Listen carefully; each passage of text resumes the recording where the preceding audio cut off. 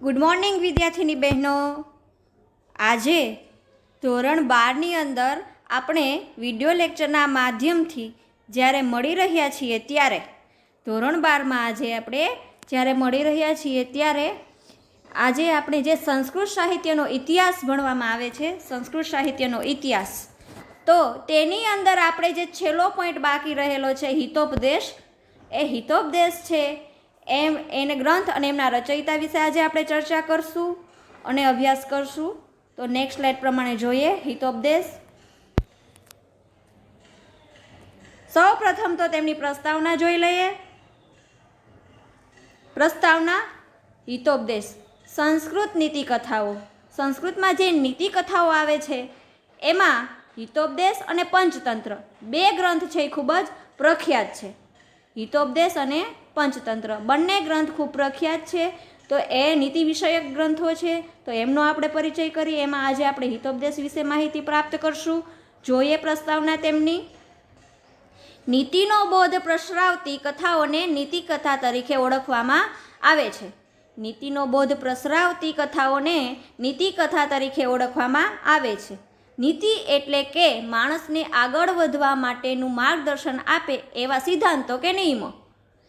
જે કથા દ્વારા આપણને નીતિ વિષયક બોધ પ્રાપ્ત થતો હોય એવી કથાને કેવી કથા કહેવાય? તો કે નીતિ કથા તરીકે ઓળખવામાં આવે છે. નીતિ એટલે કે માણસને આગળ વધવા માટેનું માર્ગદર્શન આપે એવા સિદ્ધાંતો કે નિયમો. સંસ્કૃતમાં રચાયેલી આવી નીતિ કથાના મૂળ વેદ અને ઉપનિષદમાં છે. સંસ્કૃતમાં રચાયેલી આવી નીતિ કથાના મૂળ કેમાં રહેલા છે? તો કે વેદ અને ઉપનિષદમાં રહેલા છે. અને એના આધારે જ આ પંચતંત્ર અને હિતોપદેશના રચયિતાએ એની રચના કરેલી છે. આ નીતિ કથાનો બોધ આપવા માટે સંસ્કૃતમાં બે ગ્રંથો પ્રસિદ્ધ છે. નીતિ વિષયક બોધ મળી રહે એ માટે સંસ્કૃતમાં બે ગ્રંથો પ્રસિદ્ધ છે, અને જેમના નામ શું છે? તો કે પંચતંત્ર અને હિતોપદેશ. તો એ બંનેના રચયિતા કોણ છે? તો કે પંચતંત્રના રચયિતા વિષ્ણુ શર્મા છે અને હિતોપદેશના રચયિતા પંડિત નારાયણ ભટ્ટ છે. પંચતંત્રના રચયિતા વિષ્ણુ શર્મા છે અને હિતોપદેશ કે જેમના રચયિતા પંડિત નારાયણ ભટ્ટ છે. તો આ બંને ગ્રંથમાંથી આજે આપણે કયા ગ્રંથનો 12માં અભ્યાસ કરવાનો છે? તો કે હિતોપદેશ કે જેના રચયિતા પંડિત નારાયણ ભટ્ટ છે. જ્યારે પંચતંત્ર છે આપણે ધોરણ 11માં એમનો અભ્યાસ કરી ચૂક્યા છીએ. અહીં પ્રાણીઓને મનુષ્ય જેવા કર્મો કરતા દર્શાવીને નીતિનો ઉપદેશ આપવામાં આવ્યો છે. પ્રાણી અને પક્ષીઓ ને મનુષ્ય જેવું કાર્ય કરતા દર્શાવીને નીતિ વિષયનો બોધ આપણને આપવામાં આવેલો છે. આ બે ગ્રંથોમાં પ્રાણી કથા દ્વારા મનોરંજનની સાથે બોધ અને નીતિનો ઉપદેશ પણ મળે છે. હવે આ બંને ગ્રંથો છે કેવા? તો એક તો પ્રાણી અને પક્ષીઓ દ્વારા કર્મો કરતા બતાવી અને આપણને બોધ અને નીતિ વિશે જ્ઞાન મળે છે, અને સાથે સાથે મનોરંજન પણ મળે છે. એટલે આમ જોઈએ તો આ હિતોપદેશ ને પંચતંત્રની આપણા ટેલિવિઝન ઉપર પણ કાર્ટૂન સ્વરૂપે એમાંથી લઈને જે કાર્ટૂન સ્વરૂપે સિરિયલો બનાવવામાં આવે છે, જેથી કરીને બાળકને પ્રાણી અને પક્ષીઓની જે કાર્ટૂન સ્વરૂપની જે સિરિયલો છે એ જોવામાં મનોરંજન મળે અને સાથે સાથે નીતિ વિષયક બોધ પણ પ્રાપ્ત થાય. મનોરંજનના માધ્યમથી વ્યવહારમાં ઉપયોગી તેમજ રાજનીતિમાં નિપુણ બનવા માટેનો ઉપદેશ પણ આપવામાં આવ્યો છે. કથાના વાંચન પછી માણસમાં પ્રગટેલી વિચક્ષણતા અને ચતુરાઈ માત્ર રાજકીય કે નીતિશાસ્ત્રને લગતા વ્યવહારમાં જ ઉપકારક બની રહે એવું નથી, પરંતુ વાચકના પોતાના જીવનમાં પણ ગુણાત્મક પરિવર્તન લાવે એવા પ્રકારનું લક્ષ્ય પણ આ કથાકારોએ રાખ્યું છે. એટલે શું કહેવા માગે છે કે જે હિતોપદેશ ને પંચતંત્રની જે કથાઓ છે એ વાંચવાથી માણસમાં ચતુરાઈ આવે, જ્ઞાન આવે, નીતિ વિષયક કે રાજનીતિ વિશે જ્ઞાન આવે એવું નથી, સાથે સાથે માણસના જીવનમાં જે ગુણ છે એના ગુણાત્મક પરિવર્તનમાં પણ ફેરફાર થાય એવા લક્ષ્યથી આ કથાનો હેતુ રાખેલો છે. તો હવે આપણે આ હિતોપદેશ શું છે, પંચતંત્ર શું છે એમનો પરિચય કર્યો. તો હવે આપણે હિતોપદેશ ભણવાનો છે. તો સૌપ્રથમ એના રચયિતા કોણ છે અને એના જીવન વિશે શું માહિતી આપેલી છે, તો એમનો પરિચય કરીએ. હિતોપદેશના રચયિતા પંડિત નારાયણ ભટ્ટ છે. તો પંડિત નારાયણ ભટ્ટના જીવન વિશે આપણને કાંઈ ખાસ માહિતી પ્રાપ્ત થતી નથી. પરંતુ જે પ્રાપ્ત થાય છે એ આપણે જોઈએ.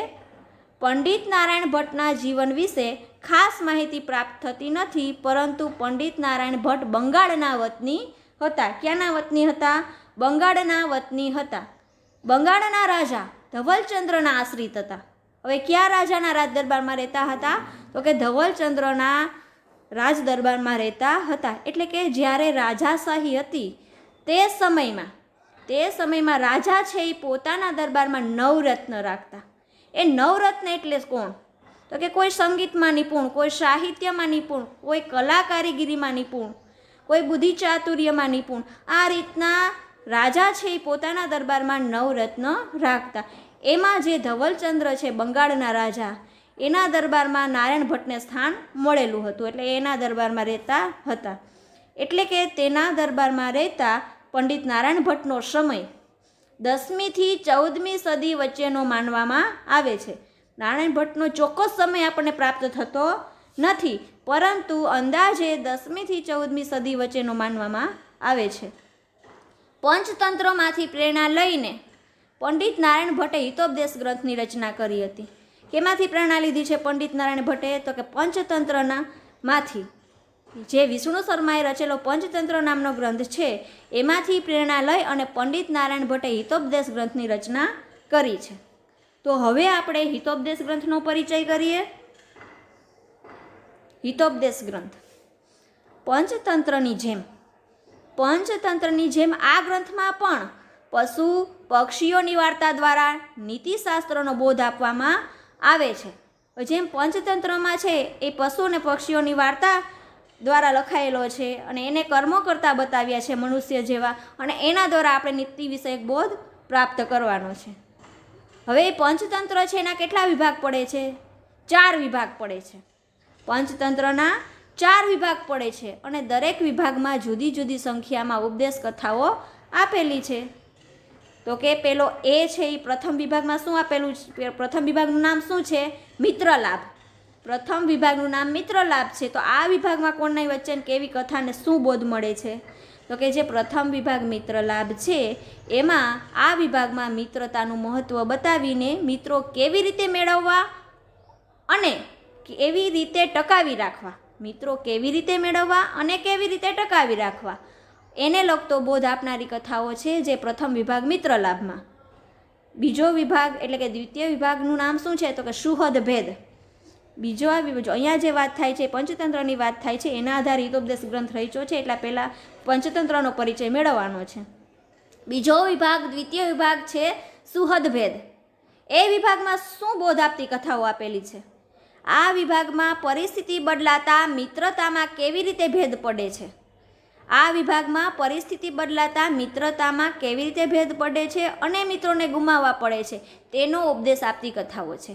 એટલે કે એવા પરિસ્થિતિ અને સંજોગો ઊભા થાય કે બે મિત્રો વચ્ચે અણબનાવ બને તો બંને મિત્રો વચ્ચે કેવી રીતે ભેદ પડે છે અને મિત્રોને સારા મિત્રોને કેવી રીતે આપણે ગુમાવવા પડે છે તેનો ઉપદેશ આપતી બોધ કથાઓ બીજા વિભાગ સુહદ ભેદમાં આપેલી છે. તૃતીય વિભાગનું નામ છે વિગ્રહ.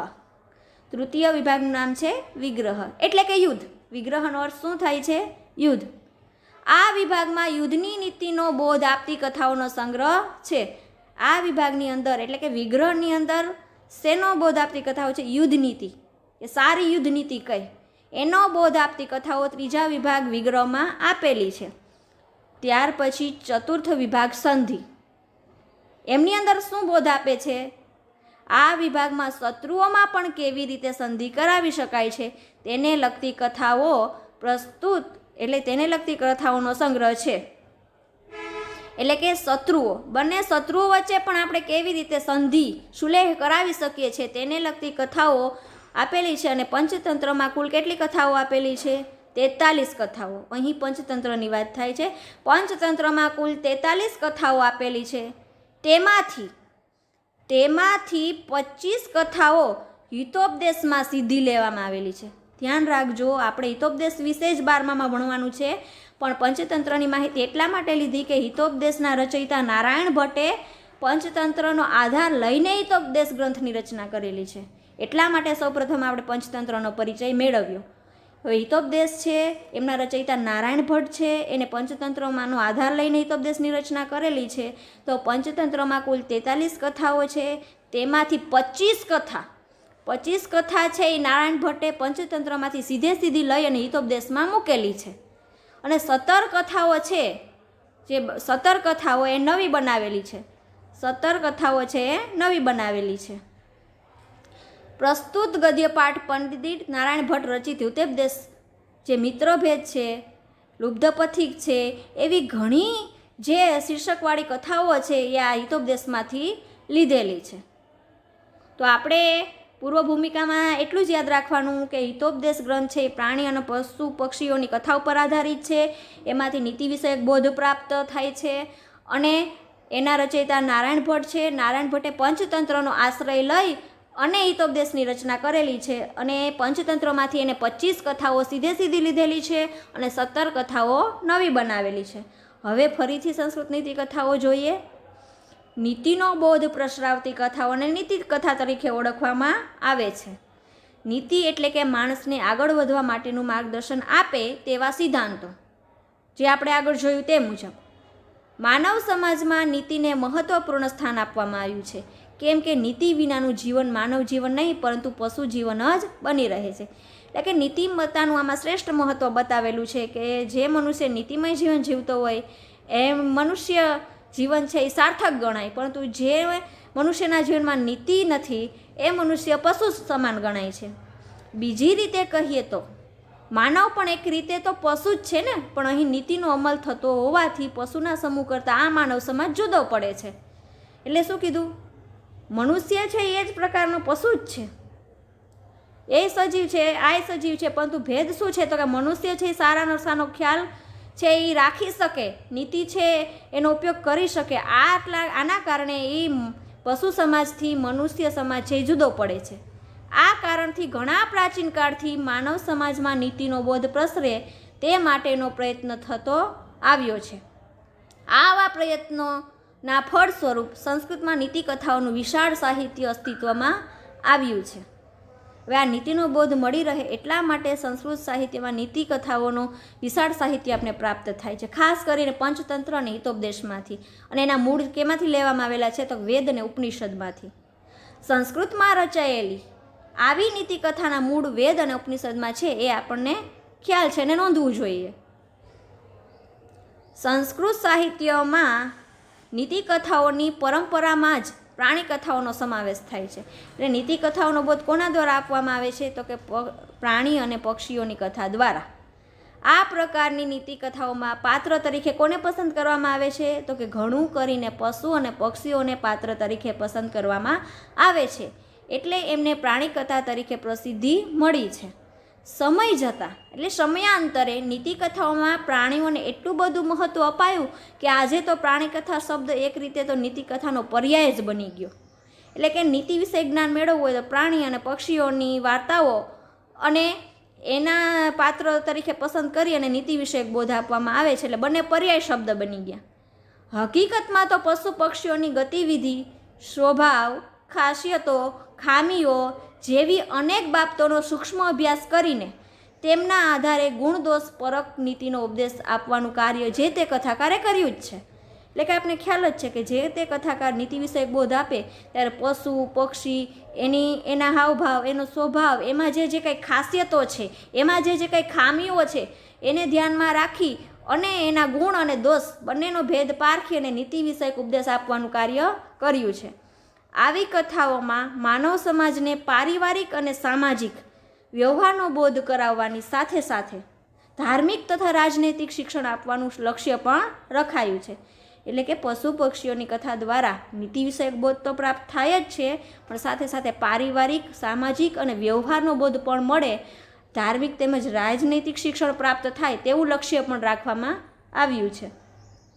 આ પ્રકારના પ્રાણી કથા કે નીતિ કથાના સાહિત્યમાં પંચતંત્ર અને હિતોપદેશનું મુખ્ય સ્થાન છે. આ બે ગ્રંથો કેવા છે? મુખ્ય છે. નીતિ વિષયક બોધ કથા માટે પ્રખ્યાત છે. આપણા દેશમાં તો ઠીક, વિદેશમાં પણ આ બે ગ્રંથો પ્રખ્યાત છે. આમાંથી પંચતંત્ર વિશે તમે ધોરણ 11માં જાણકારી મેળવી છે, તેથી અહીં માત્ર હિતોપદેશ વિશે જ આપણે સમજશું. તો હિતોપદેશ જોઈએ. આપણે પહેલાંય જોયો. નારાયણ ભટ્ટનો પરિચય ફરીવાર એકવાર જોઈ લઈએ. બંગાળના રાજા ધવલચંદ્રના આશ્રિત મનાતા પંડિત નારાયણ ભટ્ટે હિતોપદેશ નામના આ ગ્રંથની રચના કરી છે. એટલે આપણા હિતોપદેશ ગ્રંથ જે 12મામાં ભણવામાં આવે છે એના રચયિતા કોણ છે? તો કે પંડિત નારાયણ ભટ્ટ. અને કયા રાજાના દરબારમાં રહેતા હતા? તો કે ધવલચંદ્ર રાજાના દરબારમાં રહેતા હતા અને બંગાળના વતની હતા. એમનો સમય કયો માનવામાં આવે છે? તો કે એમનો સમય ઈસવીસનની 10મી થી 14મી સદીની વચ્ચેનો કોઈ પણ સમય હશે એવો અંદાજ કરવામાં આવે છે. પંચતંત્રમાંથી પ્રેરણા લઈને નારાયણ ભટ્ટે આ હિતોપદેશની રચના કરી છે અને એની અંદર પંચતંત્રની જેમ આ ગ્રંથમાં પણ પશુ પક્ષીઓની વાર્તા દ્વારા નીતિ વિષયક બોધ આપવામાં આવ્યો છે. એટલે આપણે આ જે સ્લાઇડ છે એમાંથી શું યાદ રાખવાનું છે? તો કે હિતોપદેશ ગ્રંથ છે એના રચયિતા પંડિત નારાયણ ભટ્ટ છે, એ બંગાળના વતની છે, એ રાજા ધવલચંદ્રના આશ્રિત હતા, એનો સમય અંદાજે 10મી થી 14મી સદી વચ્ચેનો માનવામાં આવે છે અને એને પંચતંત્રનો આશ્રય લઈને હિતોપદેશની રચના કરેલી છે. ત્યાર પછી નેક્સ્ટ સ્લાઇડમાં જોઈએ. આ ગ્રંથમાં 4 વિભાગ છે. હિતોપદેશમાં પણ કેટલા વિભાગ છે? 4. અને તે દરેક વિભાગમાં જુદી જુદી સંખ્યામાં ઉપદેશ કથાઓ છે. જેમ કે પ્રથમ મિત્રલાભ છે. પહેલા પ્રકરણનું નામ શું છે? પહેલા વિભાગનું નામ મિત્રલાભ. આમાં મિત્રતાનું મહત્ત્વ બતાવીને મિત્રો કેવી રીતે મેળવવા આપણે આગળ જોયું એમ પંચતંત્રમાં જેમ છે એમ જ કે મિત્રો કેવી રીતે મેળવવા અને મૈત્રીને કેવી રીતે ટકાવી રાખવી નિભાવીને એને લગતો બોધ આપનારી કથાઓ આપેલી છે પ્રથમ વિભાગ મિત્રલાભમાં. ત્યાર પછી બીજો વિભાગ છે સુહદભેદ નામના વિભાગમાં પરિસ્થિતિ બદલાતા મિત્રતામાં કેવી રીતે ભેદ પડે છે અને છેવટે મિત્ર કેવી રીતે ગુમાવવાનો વારો આવે છે તેનો ઉપદેશ આપતી કથાઓ બીજા વિભાગ સુહદભેદમાં રહેલો છે. તૃતીય વિભાગનું નામ શું છે? તો કે વિગ્રહ નામના તૃતીય વિભાગમાં યુદ્ધનીતિનો બોધ આપે છે. વિગ્રહનો અર્થ શું થાય? તો કે યુદ્ધ. તો કે યુદ્ધનીતિનો બોધ આપતી કથાઓ છે આ તૃતીય વિભાગમાં રહેલો છે. છેલ્લે સંધિ નામનો જે ચોથો વિભાગ છે એની અંદર વિરોધી એવા લોકોમાં પણ કેવી રીતે આપણે સંધિ કરાવી શકીએ, એટલે કે બે શત્રુઓ વચ્ચે પણ આપણે કેવી રીતે સંધિ કરાવી શકીએ એને લગતી નીતિ કથાનો બોધ આપેલો છે. આ રીતે 4 વિભાગ પાડેલા છે. જોઈએ નેક્સ્ટ સ્લાઇડમાં. હવે આ સ્લાઇડ છે ફરીથી રિપીટ થઈ છે એટલે એ નહીં આપણે બોલશું નહીં. ત્યાર પછીની નેક્સ્ટ સ્લાઇડ જોઈએ. પંચતંત્રની કુલ 43 કથાઓ છે. પંચતંત્રની કુલ કેટલી કથાઓ છે? 43 કથાઓ છે. હવે 43માંથી જે 25 કથાઓ છે એ હિતોપદેશમાં નારાયણ ભટ્ટે સીધી લઈ લીધી છે. 25 કથાઓ છે નારાયણ ભટ્ટે સીધી લઈ લીધી છે અને 17 કથાઓ તદ્દન નવી જ બનાવેલી છે. પંચતંત્રમાં 5 વિભાગ પડે છે. એ વિભાગોમાંની કથાઓને નારાયણ ભટ્ટે પોતાની રીતે જે તે વિભાગમાં સમાવી છે. આ મૂળ કથા ભલે પંચતંત્રની હોય પણ તે કયા વિભાગમાં મૂકવી એ નારાયણ ભટ્ટે પોતે જ નક્કી કરેલું છે. એટલે આમાં ખાસ આ સ્લાઇડમાંથી એ ભણવાનું યાદ રાખવાનું કે પંચતંત્રમાં કુલ 43 કથાઓ છે, તેમાંથી 25 કથાઓ છે નારાયણ ભટ્ટે સીધી હિતોપદેશમાં મૂકી છે અને 17 કથાઓ છે એ નવી બનાવેલી છે. તો એમાં કઈ રીતની કથાઓ આવે છે એને ઉદાહરણ આપેલું છે. પુનર્મૂષકો ભવ એવી ઉક્તિ સાથે પ્રચલિત ઉંદર, બિલાડી, વાઘ અને છેવટે ઉંદર બનાવી દે. એટલે ઉંદરને શું કીધું? ઉંદરને બિલાડી અને બિલાડીને વાઘ અને છેવટે વાઘને ઉંદર બનાવી દે તેવી ઘટના ધરાવતી કથાઓ આપેલી છે. પછી ટીટોડીના ઈંડાને ડૂબાવી દેનારા સમુદ્રને પૂરી દેવાનો ઉપક્રમ હાથ ધરતી ટીટોડી અને છેવટે સમુદ્રે કરેલી ક્ષમાયાચના વાળી કથા જેવી સુપ્રસિદ્ધ કથાઓ હિતોપદેશનું વિશેષ પ્રદાન છે. નેક્સ્ટ સ્લાઇડ પ્રમાણે જોઈએ કે આ ગ્રંથના પ્રારંભમાં જણાવ્યું છે તેમ શ્રુતો હિતોપદેશ અયમ પાટવમ સંસ્કૃતો ઉક્તિષુ વાચામ સર્વત્રમ વૈચિત્યમ નીતિ વિદ્યામ દદાતિ. શ્રુતો હિતોપદેશ અયમ પાટવમ સંસ્કૃતો ઉક્તિષુ વાચામ સર્વત્રમ વૈચિત્ર્યમ નીતિ વિદ્યામ દદાતિ. એટલે પ્રસ્તુત પંક્તિનો અર્થ જોઈએ આપણે કે અર્થાત આ હિતોપદેશને સાંભળવામાં આવે તો સાંભળનારને 3 લાભ થાય છે. કયા 3 લાભ થાય છે? શ્રુતો હિતોપદેશ અયમ પાટવમ સંસ્કૃતિષુ વાચામ સર્વત્રમ વૈચિત્ર્યમ નીતિ વિદ્યા દદાતિ ચ. અર્થાત આ હિતોપદેશને સાંભળવામાં આવે તો સાંભળનારને 3 લાભ થાય છે. પ્રથમ લાભ શું થાય છે? સંસ્કૃત ભાષાને બોલવામાં નિપુણતા આવે છે. ત્યાર પછી બીજો લાભ શું થાય છે? વાણીમાં બધે જ વૈચિત્ર્ય એટલે બીજા બોલે એના કરતાં વિશેષતારૂપ વિચિત્રતા આવે છે. ત્યાર પછી ત્રીજો લાભ શું થાય છે? તો કે નીતિ વિદ્યાની જાણકારી આપે છે. ગ્રંથકારની આ ઉક્તિ બધી જ રીતે સાચી ઠરે છે. એટલે કે આ ગ્રંથ વાંચનારને 3 પ્રકારના લાભ થાય છે. એ 3 પ્રકારના લાભમાં પહેલાં સંસ્કૃત પંક્તિ આપેલી છે, એ આપણે જોઈ. આપણે આના ઉપરથી એટલું જ યાદ રાખવાનું કે હિતોપદેશના રચયિતા નારાયણ ભટ્ટ છે. પશુ પક્ષીની કથાઓના આધારે નીતિ વિષયક બોધ આપવામાં આવે છે અને એ પંચતંત્રમાંથી 43 કથાઓ સીધી લીધેલી છે અને 17 કથાઓ નવી બનાવેલી છે. 5 વિભાગ છે અને 5 વિભાગમાં એનો સમાવેશ કરેલ છે. અને છેલ્લે સાર સ્વરૂપે લખવાનું છે. એ પહેલાં તો એના પરિચયમાં આપણે કહેવાનું કે બંગાળના વતની હતા, બંગાળના રાજા ધવલચંદ્રના આશ્રિત હતા. એનો સમય 10મી થી 14મી સદીનો માનવામાં આવે છે. અને 3 લાભ આપને ક્યાં થાય છે? તો કે શ્રુતો હિતોપદેશ અયમ પાટવમ સસંસ્કૃતિષુ વાચામ સર્વત્રમ વૈચિત્ર્યમ નીતિ વિદ્યામ દદાતી ચ. એટલે 3 પ્રકારના લાભ છે એ વાંચનારને થાય છે. પ્રથમ, સંસ્કૃત ભાષાને બોલવામાં નિપુણતા આવે છે. બીજું, વાણીમાં બધે જ વૈચિત્ર્ય આવે છે. ત્રીજું, નીતિ વિદ્યાની જાણકારી આપે છે. અને ગ્રંથકારની આ ઉક્તિ બધી જ રીતે સાચી ઠરે છે. આ રીતે તમારે હિતોપદેશનો શોર્ટ નોટ છે એ વિભાગ ઈની અંદર આવશે 3 ગુણમાં. તો આ છે તમે જે બહેનો ઘરે છે એ પાઠ્ય પોતાના નોટબુકમાં નોંધ કરશો, લખશો અને વાંચશો. અસ્તુ.